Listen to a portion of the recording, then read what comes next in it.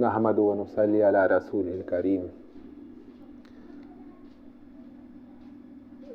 ایک کتاب ہے تصوف پر، علم تصوف کے فن پر، تو فن تصوف پر بہت سا مواد جو ہے وہ ہمارے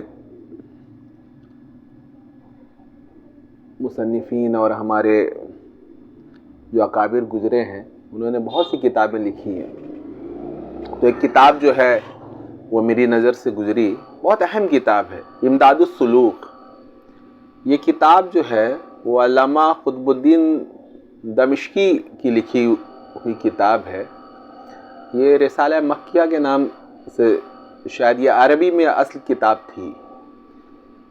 اس کو جو ہے امداد السلوک کے نام سے فارسی میں حضرت مولانا رشید احمد گنگوئی رحمۃ اللہ علیہ نے اس کو فارسی کے قالب میں وہاں سے ماخوذ کر کے اور اہم مضامین کو لے کر امداد السلوک کے نام سے اس کو لکھا۔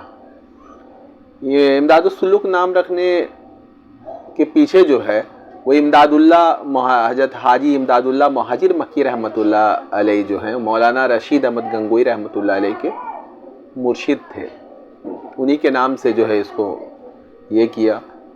پھر یہ ہوا کہ فارسی کا زمانہ چلا گیا، اردو کے پڑھنے والے جو ہیں وہ زیادہ ہو گئے، اس کو سمجھنے والے، تو یہ ضرورت محسوس ہوئی کہ اس کے اہم کتاب کو جو ہے اردو میں جو ہے اس کو ڈھالا جائے۔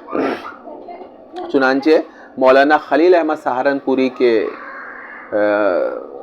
مرید اور خلیفہ، مرید تو یہ مولانا رشید احمد گنگوئی سے ہی ہوئے تھے، لیکن خلافت پھر ان کو مولانا خلیل احمد سہارنپوری سے ملی تھی، مولانا عاشق الہی میرٹھی۔ بہت سی کتابوں کے مصنف ہیں اور بہت اہم شخصیت ہیں، تصوف کے بھی مطلب جو ہے بہت اہم ترین۔ تو انہوں نے اردو میں جو ہے امداد السلوک کو جو ہے اس کے قالب میں ڈھالنے کا جو ہے وہ بیڑا اٹھایا اور انہوں نے اردو میں اس کو کیا۔ تو کتاب جو ہے یہ بہت اہم ہے، اس کو ہر آدمی کو جو ہے یہ کتاب پڑھنی چاہیے، جو بھی تصوف کے بارے میں کچھ آگاہی چاہتا ہے، چونکہ اس زمانے میں فی الوقت جو ہے وہ انفارمیشن کا زمانہ ہے۔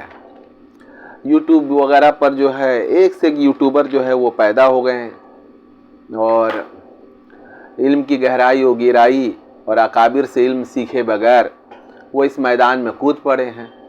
کوئی تصوف کی مخالفت میں بول رہا ہے، کوئی بیچ بین چل رہا ہے، کوئی کچھ، حالانکہ کوئی بھی جو ہے اس دریائے تصوف میں تو کودا نہیں ہے۔ تو اگر اس کو سمجھنا ہے کہ اصل تصوف کیا ہے تو یہ امداد السلوک کا مطالعہ جو ہے یہ بہت سودمند اور بہت فائدہ مند ہوگا۔ تو میں اس کو دیکھ رہا تھا تو یہ محسوس ہوا کہ بھائی کچھ باتیں جو ہے اپنے ناظرین اور قارئین سے بھی جو ہے وہ یہ کر لیا جائے، تبادلہ خیال کر لیا جائے، کچھ باتیں وہ میری بھی یاد دہانی ہو جائے اور آپ تک بھی جو ہے وہ بات پہنچ جائے۔ بلکہ امداد السلوک کے شروعی میں جو ہے ایک واقعہ حضرت جنید قدس سرہ کا وہ درج ہے۔ اس میں فرماتے ہیں کہ آپ سے کسی نے پوچھا کہ مرید کو شیخ کے ملفوظات اور حکایت سے کیا فائدہ ہوتا ہے؟ انہوں نے فرمایا کہ تقویت دل اور مجاہدات پر ثبات قدمی اور مشائخ سے جو طلب کا عہد کیا تھا اس کی تجدید۔ عرض کیا گیا کیا قرآن پاک سے اس کی کوئی دلیل ہے؟ فرمایا کہ ہاں، وَقَلًا نَقُصُّ عَلَيْكَ مِنْ أَنْبِيَاءِ الرُّسُلِ مَا نُصِبَتْ بِهِ فُؤَادَكَ۔ اور اکابر کا ارشاد ہے کہ مشائخ کے کلمات اللہ تعالیٰ کے لشکروں میں سے ایک لشکر ہیں، یعنی اگر شیطان طلب اور مجاہدہ کے زمانے میں کوئی شک و شبہ ڈالے تو مشائخ کے کلمات کو اہتمام سے دیکھے تاکہ اس کو گمراہ کرنے کا موقع نہ ملے اور وساوس شیطانی سے خلاصی نصیب ہو۔ تو کتنی اہم بات اس میں جو ہے وہ یہ کی گئی کہ بھائی بزرگان دین کے جو ملفوظات ہیں اور حکایات ہیں اس کو بار بار پڑھتے رہنا چاہیے. اس سے ایمان و یقین میں جو ہے وہ بے پناہ جو ہے اضافہ ہوتا ہے. سالکین کے لیے بھی جو جن کے شیخ جو ہیں وہ دور ہوں تو ان کے لیے بھی یہ تعلیم ہے، اور عام لوگ کے لیے بھی یہ بہت فائدہ مند اور سود مند ہے کہ بزرگان دین کے ملفوظات، حکایات اور سوانح کو جو ہے نا وہ زیادہ سے زیادہ پڑھا جائے. پھر دیکھیے کہ زندگی میں کیا جو ہے وہ انقلاب جو ہے رونما ہوتا ہے. ان کے تذکرے میں، ان کے ملفوظات میں، ان کے الفاظ میں جو ایک خاص طرح کا نور ہے جو پڑھنے ہی سے تعلق رکھتا ہے. یہ میرے بولنے سے جو ہے وہ بات نہ میں سمجھا سکتا ہوں، نہ یہ بات آپ کی سمجھ میں آئے گی، کیونکہ یہ تصوف سارا کا سارا نا وجدانی چیز ہے. یہ کرنے سے ہوگا، یہ بولنے سے اس کا تعلق ہے نہیں، یہ قال سے اس کا تعلق ہی نہیں ہے، یہ تو حال ہے، سراپا حال. تو یہ کرنے سے ہے.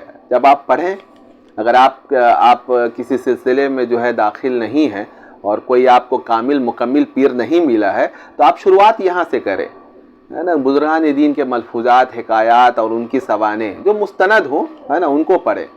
اب وہ ہے کہ بعض لوگ جو ہے تصوف کی بعض چیزیں جو ہیں وہ عام ہیں. وہ کہتے ہیں نا کہ وہ اچھی چیزوں کو چھوڑ کے مکھی جو ہے وہ گندی چیز پر ہی وہ بیٹھتی ہے.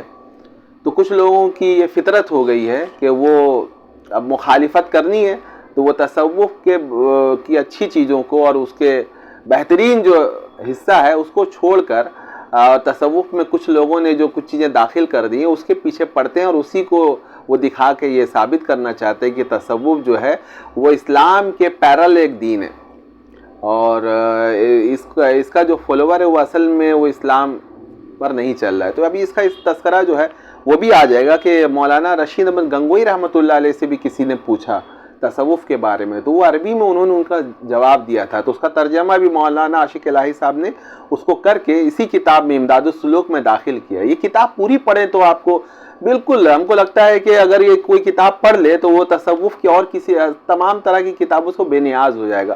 اس کو کم از کم جو ہے نا وہ بالکل تصوف کا خلاصہ اور اس کا مقصد اور اس کی کیا غرض و غایت ہے وہ بالکل اس پر کھل جائے گا. تو یہ واقعہ جو ہے وہ دیکھیے کہ تذکرۃ الرشید کے حوالے سے حضرت مولانا رشید احمد گنگوئی نے علم تصوف کی تعریف اور اس کی حقیقت کو اس طرح جو ہے وہ بیان کیا ہے. وہ جو بات ہم نے ابھی کہی، فرماتے ہیں کہ صوفیہ کا علم نام ہے ظاہر و باطن علم دین. علم دین کا دو پہلو ہے، وہ ایک ظاہری اور ایک باطنی. ظاہر تو یہ کہ آپ نماز پڑھ لیں، لوگ دیکھ رہے ہیں کہ آپ نماز پڑھ رہے ہیں، لیکن آپ کے اندرونی جو کیفیت ہے، آپ بازار میں ہیں یا دید کی کیفیت میں ہے یا حضوری کی کیفیت میں ہے، اس کو تو کوئی دیکھ نہیں رہا. تو یہ باطن کا جو معاملہ ہے. اور قرآن میں وَذَرُوا ظَاهِرُ الْإِثْمِ وَبَاطِنَهُ، قرآن میں کہ بچو اس گناہ سے جو ظاہراً ہے اور اس گناہ سے بھی جو باطن میں ہوتا ہے، جو چھپا ہوا ہوتا ہے. تو یہ چھپی ہوئی جو کیفیت ہے تو اس کا خاص تصوف سے تعلق ہے. علم ظاہر تو ظاہر فقہ کی کتابوں میں وہ اس کا تعلق ہے، مل جائے گا وہ. اور قوت یقین کا، صوفیہ کا جو علم ہے، یہ تصوف جو ہے یہ قوت یقین بڑھانے کا یہ علم ہے، ظاہر و باطن علم دین، اور یہی اعلیٰ علم ہے. صوفیہ کی حالت اخلاق کا سنوارنا اور ہمیشہ خدا کی طرف لو لگائے رکھنا ہے. اب دیکھیے کہ اس میں کون سی بات ہے، اب بہت غور سے اس کو سنیے کہ کون سی بات قرآن و سنت کے خلاف ہے. جو بعض لوگ کہتے ہیں نا کہ تصوف جو ہے وہ بالکل ایک دین ہے اور یہ قرآن و سنت کے خلاف، اس کا مطلب اس کو بالکل تصوف کی تیز سے بھی کوئی مناسبت پیدا نہیں ہوئی. آپ اس کو دیکھیے کہ کون سی بات آپ کو لگتی ہے یہ قرآن و سنت کے خلاف ہے. تصوف کی حقیقت اللہ تعالیٰ کے اخلاق سے مزین ہونا اور اپنے ارادہ کا چھن جانا ہے. ٹوٹل اپنے ارادے کو اللہ تعالیٰ کے ارادے میں فنا کر دینا ہے، اور بندہ کا اللہ تعالیٰ کی رضا میں بالکل یا مصروف ہو جانا ہے. اللہ کی رضا اس کی رضا بن جائے. بتائیے یہ کہ کس اعلیٰ کیفیت جو ہے وہ پیدا کرنے کی یہ کوشش کرتے ہیں یہ صوفیہ.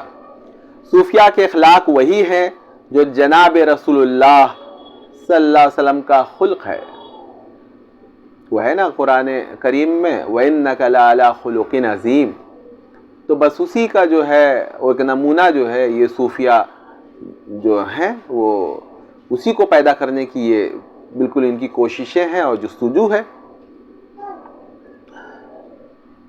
اور جو کچھ جو ہے حدیث میں آیا ہے اخلاق کے تعلق سے، اس پر عمل اخلاق صوفیہ میں داخل ہے۔ صوفیہ کے اخلاق کی تفصیل اس طرح ہے کہ اپنے آپ کو کمتر سمجھنا، اور اس کی ضد ہے تکبر، مخلوق کے ساتھ نرمی کا برتاؤ کرنا اور خلقت کی ایذاؤں کو برداشت کرنا، نرمی اور خوش خلقی کا معاملہ کرنا اور غیظ و غضب کو چھوڑ دینا، ہمدردی اور دوسروں کو ترجیح دینا، مخلوق پر فرط شفقت کے ساتھ، جس کا یہ مطلب ہے کہ مخلوق کے حقوق کو اپنے حظ نفسانی پر مقدم رکھا جائے، سخاوت کرنا، درگزر اور خطا کا معاف کرنا، خندہ روئی اور بشاشِ جسم، سہولتاً اور نرم پہلو رکھنا، تصنع اور تکلف کا چھوڑ دینا، یہ سب جو ہے اخلاق کا حصہ ہے اور بہترین اخلاق کا حصہ ہے۔ اگر کوئی شخص میں یہ سب چیزیں جمع ہو جائیں تو وہ سماج کا بہترین شخص ہوگا، وہ بہترین انسان ہوگا۔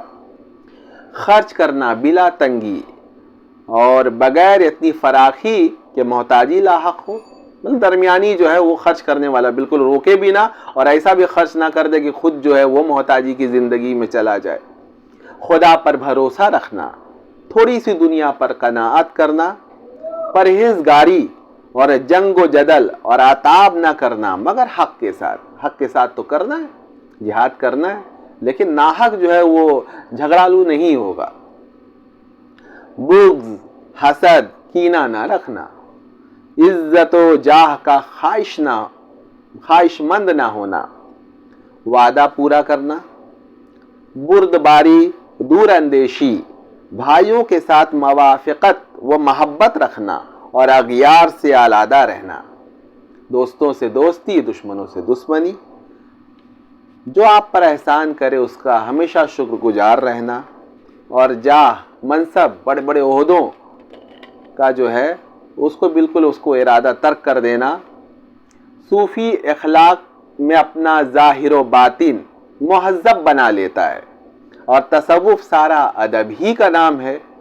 بارگاہ احدیت کا ادب یہ ہے کہ ما سوا اللہ سے منہ پھیر لینا، شرم کے مارے حق تعالیٰ کی جلال و ہیبت کے سبب بدترین معصیت ہے۔ تحدیث نفس یعنی نفس سے باتیں کرنا اور ظلمت کا سبب ہے۔ اب بتائیے کہ ان میں سے کون سی بات جو ہے آپ کو وہ لگتی ہے کہ بھائی یہ قرآن و سنت کے خلاف ہے، اور دیکھا جائے کہ اللہ کے رسول اللہ صلی اللہ علیہ وسلم جو اخلاق جو ہے آدمی کے اندر پیدا کرنا چاہتے تھے، وہ تمام اخلاق کو پیدا کرنے کی کوشش ہی جو ہے یہ تصوف میں کی جاتی ہے۔ لیکن یہ کتابوں سے صرف آپ پڑھ لیں گے اور یہ تو آپ کے اندر وہ پیدا نہیں ہوگا، چونکہ آپ کے اندر نا نفس لگا ہوا ہے، اور وہ نفس جو ہے ہمیشہ جو ہے وہ بغاوت پر آمادہ ہے، اور آپ کو جو ہے وہ رذالت اور گندگی کی طرف ڈھکیلے گا۔ تو اس کے لیے یہ علم میں تصوف کا جو ہے بالکل مدون کیا گیا، اور اس علم کے اندر جو ہے آنے کے بعد اس کا ایک خاص مطلب ایک طرز ہے، جس سے جو ہے جو کاملین جو نکلے ہیں، آپ دیکھیے دنیا میں ان کے اندر کتنی کشش پیدا ہو گئی، اور پھر لوگوں کو کتنا ان سے فائدہ پہنچا ہے، یہ بتانے کی ضرورت نہیں ہے۔ بڑے بڑے نام ہیں، حضرت خواجہ معین الدین چشتی اجمیر رحمۃ اللہ علیہ، حضرت نظام الدین اولیاء رحمۃ اللہ علیہ، حضرت شہاب الدین سہروردی رحمۃ اللہ علیہ، حضرت مجدد الفسانی، شیخ احمد فاروقی سرہندی رحمۃ اللہ علیہ، حضرت خواجہ باقی باللہ رحمۃ اللہ علیہ، مطلب کتنی ہزاروں لاکھوں حضرت شیخ عبد القادر جیلانی علیہ رحمہ شخصیات ہیں جن کا فیض اور جن کی تعلیم و تربیت سے لاکھوں افراد کو فائدہ پہنچا، اور آج تک پہنچ رہا ہے ان کی کتابوں سے۔ یہ سب صوفیہ تھے، اور انہی سے جو ہے یہ افراد پیدا ہوئے تھے۔ اور آپ جو ہے اگر یہ تحریک چلا رہے ہیں کہ بھئی تصوف جو ہے وہ یہ نہیں ہو یہ ہے کہ تصوف کے نام پر جو ہے وہ جعلی چیزیں جو ہے چل پڑی ہیں، تو اس کی شناخت کریں. بھائی وہ ڈاکٹر نہیں ہے جھولا چھاپ ڈاکٹر، وہ گلی گلی کے اندر وہ ڈاکٹر ہے، لیکن آپ پہچانتے ہیں کہ آپ ڈاکٹر سے علاج کرنا چھوڑ دیتے ہیں. ایسا نہیں ہے، بلکہ تحقیق کرتے ہیں اور صحیح اور مستند ڈاکٹر کے پاس جا کر اپنا علاج کرواتے ہیں. بس یہی معاملہ جو تصوف کا بھی ہے. جو لوگ اس کے واقعی جو ہیں وارثین ہیں ان تک پہنچے، وَكُونُوا مَعَ الصَّادِقِينَ، اللہ نے حکم دیا تو قیامت تک اللہ والے جو ہے دنیا میں موجود ہیں. آپ کو بس تلاش کی ضرورت ہے، وہ ملیں گے. اور پھر اپنا تزکیہ و تربیت جو ہے آپ ان سے کرائیں اور ان کی تعلیم پر جو ہے عمل کریں. آپ دیکھیں گے کہ بہت فائدہ پہنچے گا. اور نفس سے لڑنے میں نفس کی بہت سی مکاریاں ایسی تھی جو پہلے جو ہے ڈھکی چھپی تھی، وہ کھلنا شروع ہو جائیں گی. اسی کتاب میں جو ہے حضرت سہیل تستری رحمۃ، یہ بھی بہت بڑے صوفی ہیں، فرماتے ہیں کہ ہمارے اصول 7 ہیں. کتاب الہی کو مضبوطی سے پکڑنا. دیکھیے کہاں حضرت امام غزالی نے یوں ہی فرما دیا کہ قرآن و سنت پہ صحیح عامل تو صوفیاء ہیں. تو ان کی تعلیم کے اندر یہ چیز ہے. وہ تصوفی نہیں ہے. جو لوگ کہتے ہیں کہ بھائی اب ہم صوفی ہو گئے، اب ہمیں کیا نماز کی ضرورت اور یہ سب شریعت کی ضرورت، شریعت الگ ہے، طریقت الگ ہے. تو یہ گمراہی پھیلانے والے لوگ ہیں، یہ تصوف کے کچھ نہیں جانتے. تو اس لیے ضروری ہے کہ اگر آپ کو صحیح تصوف سمجھنا ہے تو آپ امداد السلوک کا مطالعہ ضرور کریں. بالکل حق اور باطل کو جو ہے وہ بالکل صاف کر دیا گیا ہے کہ بھئی کیا چیز تصوف ہے اور کیا چیز تصوف نہیں ہے. پھر اس کتاب کے بعد جو ہے جب معاملہ پورا صاف ہو تو پھر اور بھی کتاب ہے، بڑی بڑی کتابیں، عوارف المعارف ہیں، مکتوبات کا مطالعہ کریں. بہت سی چیزیں ہیں جو آپ کو تصوف کو سمجھنے میں جو ہے وہ بہت معاون و مددگار ہوں گی. ایک نمبر کتاب الہی کو مضبوطی سے پکڑنا، سنت نبویہ کا اتباع کرنا، عقل حلال روزی، مخلوق کو ایذا پہنچانے سے باز رہنا، گناہوں سے بچنا، توبہ کرنا، جملہ حقوق کا ادا کرنا. یہ 7 جو ہے انہوں نے اصول بتائے کہ یہ تصوف میں ایک صوفی کے لیے ضروری ہے. اب یہ دیکھیے کہ ایک جگہ جو ہے وہ مولانا شیخ فرما رہے ہیں کہ علم کی ضرورت اور اہمیت سے کسی کو انکار نہیں ہے، کہ علم جو ہے سیکھا جاتا اس علم کے ماہرین سے. تو یہ فرماتے کہ علم کہتے کس کو، تو انہوں نے جو ہے 4 حصے میں جو ہے کہا کہ دیکھیے پہلا تو وہ خبر یعنی قول رسول اللہ اور آثار صحابہ، یہ علم ہے. دوسرا فقہ ائمہ نے جو فقہ مدون کیا ہے نا، وہ اس کا جو حاصل کرنے والا. تو اگر آپ کو فقیہ بننا ہے، آپ کو فقہ کا علم حاصل کرنا ہے، تو آپ کو ایک فقیہ سے جو ہے وہ رجوع کرنا پڑے گا. آپ کو اگر قول رسول کی صحیح آگاہی چاہیے تو آپ کو محدثین سے جو ہے جانو تلمس طے کرنا ہوگا. اور علم کلام جو عقائد کا معاملہ ہے تو اس کے جو ماہرین ہیں ان کے پاس بیٹھیے تو عقائد آپ کے درست ہوں گے.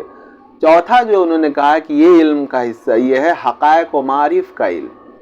اب یہ علم جب آپ حاصل کریں گے تو خود سے کر لیں گے. اس دیگر جو تین علوم ہے ان کو حاصل کرنے کے لیے اساتذہ کی ضرورت ہے. تو یہ حقائق و معارف کا علم جو اصل ہے، جو بنیاد ہے، جو آپ کو اندر سے اچھا کرتا ہے، اس کو سیکھنے کے لیے کسی استاد کی ضرورت نہیں ہے. یہ بھی علم ہے اور علم کی اہمیت جو ہے وہ مسلم ہے. تو پھر اس علم کو حاصل کرنے کے لیے جس استاد کا آپ انتخاب کریں گے وہی آپ کا مرشد ہے. اس کو آپ پیر کہہ لیں، کچھ بھی کہہ لیں، تو بھائی وہ پھر اس میں کون سی ایسی بات ہے کہ بھائی یہ پیر کی کیا ضرورت ہے، قرآن و حدیث تو موجود ہے. ارے بھائی قرآن و حدیث موجود ہے تو اس کو بھی تو حاصل کرنے کے لیے استاد کی ضرورت ہوتی ہے. تو یہ تو تزکیہ کا معاملہ ہے. تو تزکیہ اگر آپ چاہتے ہیں کہ نفس کا تزکیہ ہو تو اس کے بھی استاد کی ضرورت ہے، پیر کی ضرورت ہے. آپ ڈھونڈیے اور پھر دیکھیے کہ پھر کیا زندگی میں جو ہے انقلاب آتا ہے اور نفس کی جو ہے مکاریاں، اس کے جو وساوس اور کتنے طرح کے وہ جو ہے وہ آپ کو کہاں کہاں جو ہے وہ دھکیل رہا ہے اور کیسے جو ہے وہ آپ کو گمراہ کر رہا ہے، یہ سب کھولے گا. یہ جب تک جو ہے کوئی پیر کامل جو ہے آپ کو نہ مل جائے وہ نفس کی مکاریاں جو ہیں وہ کھلتی نہیں ہیں. بس اللہ تعالیٰ یہ دعا ہے کہ اللہ تعالیٰ ہم سب کو جو ہے صحیح علم سے روشناس کرے اور اپنے جو ہے ہمیشہ اپنے جو برگزیدہ اور متقین بندے ہیں ہے نا ان کی صحبت میں ہی رکھے اور انہی کے پیچھے جو ہے چلنے کی توفیق عطا فرمائے. آمین یا رب العالمین.